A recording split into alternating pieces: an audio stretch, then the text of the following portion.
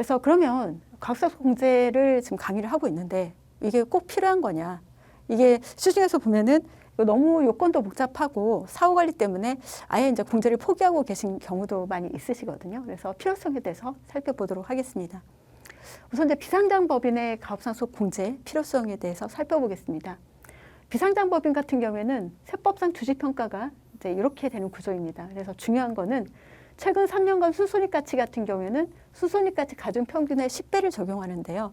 상장법인도 상장법인 거래소에 등록되어 있는 법인들의 평균 퍼가 10이 저희가 우리나라가 되지 않습니다. 근데 비상장법인의 10배를 적용해서 평가되는 구조이기 때문에 굉장히 고평가되는 구조이고 이 순손익가치의 한도는 순자산가치의 80%이기 때문에 지금 거래소에 등록되어 있는 뭐 거대 생명보험사라든가 은행주 이런 데들이 다 지금 PBR이 다 1 이하고 0.4 요 정도 되거든요.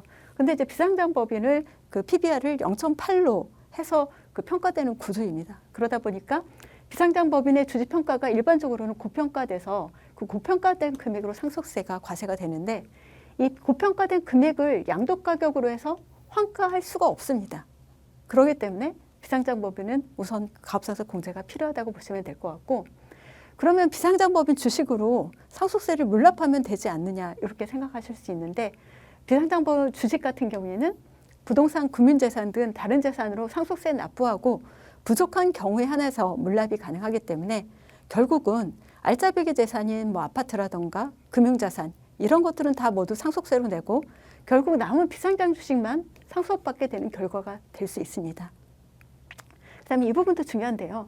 그러면 가업상속 공제 요건을 충족하는 경우로서 만약에 요건을 충족한다고 하고 가업상속 공제를 받지 않을 경우에는 최대 20년간 연부연납이라던가 양도, 증여, 재차 상속 시까지 납부이해가 가능한 납부 특례를 적용받을 수 있기 때문에 우선은 가업상속 공제 요건은 충족할 필요가 있다. 이렇게 보시면 될 것 같습니다. 그래서 비상장법인 물납 가능 조건을 한번 보면은요. 부동산과 유가증권 가격이 상속재산의 50% 이상, 상속세 납부세액이 2천만 원 이상, 상속세 납부세액이 금전, 금융자산보다 커야 되고 그다음에 국공채, 보호예술 주식인 상장 주식 이제 이런 걸로 상속세 납부하고도 부족한 경우에 한해서 물납이 가능합니다. 다만 상속 개시 현재 상속인이 거주하는 주택은 제외되니까 혹시라도 가업상속 공제 요건을 못 갖췄는데 지금 알짜배기 재산으로 다 상속세를 납부해야 되는 상황이 있다면 재산들을 좀 고가의 주택을 취득함으로써 거주하는 주택 가격을 높이는 것도 조금 전략이 될 수는 있겠죠. 그래서 비상장법인 주식으로 물납 가능한 세액은 지금 해당 여기까지만 되기 때문에 비상장법인 같은 경우에도 가업상속 공제가 절대적으로 필요하다. 그러면 실제 사례로 한번 보겠습니다. 비상장법인인 CEO인 김 대표님의 재산 목록입니다. 판교 소재 아파트인데 안타깝게도 이거를 월세로 임대 중이고 그다음에 예금이 1억 원 있고 지금 현재 반전세로 거주 중인 주택의 전세 보증금이 6억 원 있고 주식회사 현인의 비상장 주식이 100억 원 있는 상태입니다. 근데 가업상속 공제를 적용받지 못했을 경우에는 상속세 납부세액이 54억 정도 되기 때문에 지금 현재 주택이 거주하는 주택이 아니기 때문에 아파트 매매대금 25억, 국민재산 7억 원으로 상속세 납부하고 결국 상속인이 상속받게 되는 거는 비상장 주식 75억만 상속받게 되는 상황입니다.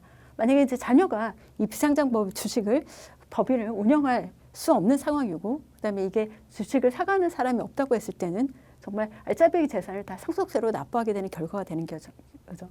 하지만 가업상속 공제를 적용했을 때는 상속세 납부세액이 6억 9천인데 이거는 그 상속받은 금융재산과 전세보증금으로 납부하고 이렇게 되면 아파트 25억을 전체적으로 알짜배기 재산인 아파트를 상속인이 상속받게 되는 그런 결과가 됩니다. 상장법인은 공제의 필요성이 비상장법인과는 다릅니다. 굉장히. 상장법인의 가업상속 공제 필요성은 아까 비상장 주식 같은 경우에는 일정 사유가 있을 때는 물납이 가능했지만 상장법인 주식 같은 경우는 아예 이제 물납이 불가능합니다. 그래서 결국은 상속세 납부로 주식을 매각하거나 아니면 거액의 대출을 받아서 상속세를 납부해야 되죠. 그러니까 최근도 아니죠. 그 S그룹 회장님이 돌아가셨을 때 그 상속인들이 상속세 납부를 위해서 일부 지분 매각도 했지만 거액의 대출을 받아서 매월 천문학적인 이자를 내고 상속세를 납부하는 것도 결국은 경영권 방어 때문에 그렇다고 볼 수가 있죠. 그래서 상장 주식이 물납 불가능한데 이걸로 상장 주식을 상속세 납부로 최대 주주 변경 시에는 경영권 방어 실패의 문제가 있고, 이 경영권 방어도 중요하지만 상속세 납부로 주식을 매각했을 때는 주가 방어에 실패하게 됩니다. 최대 주주 지분 매각은 공시사항이기 때문에 공시가 되는데, 이게 어떤 그 코스닥법인이 만약에 최대 주주 상속세 납부 때문에 최대 주주 지분 매각이 된다, 이거는 분명히 악재이기 때문에 주가 방어에 실패할 수 있고요. 그다음에 이제 상장법인도 마찬가지입니다. 가압상속 공제 요건을 충족하고 상속 공제 받지 않는 경우에는 연부외납 특례나 납부의 특례가 가능하기 때문에 우선은 가압상속 공제 요건을 충족할 필요가 있다, 이렇게 보시면 될 것 같습니다. 사례를 한번 보겠습니다. 상장법인 CEO인 김 대표님 재산 목록입니다. 코스닥 상장법인 주식 500억 원, 업무무관 자산 비율이 한 13.8% 정도 되고요. 그다음에 그 가압상속 공제 적용 한도는 600억이고, 그다음에 강남 아파트 55억, 금융재산이 25억 정도 있는 상황입니다. 그래서 그 전체 상속 재산 가격은 지금 이제 58억 정도 되는 거고요. 가압상속 공제를 적용하지 않았을 때는 전체적인 상속세가 270억 정도 되기 때문에 아파트 매매 대금 55억, 금융재산 25억으로 상속세 납부하고 상장 주식 191억을 양도해서 해야 지금 상속세 납부가 가능한 상황입니다.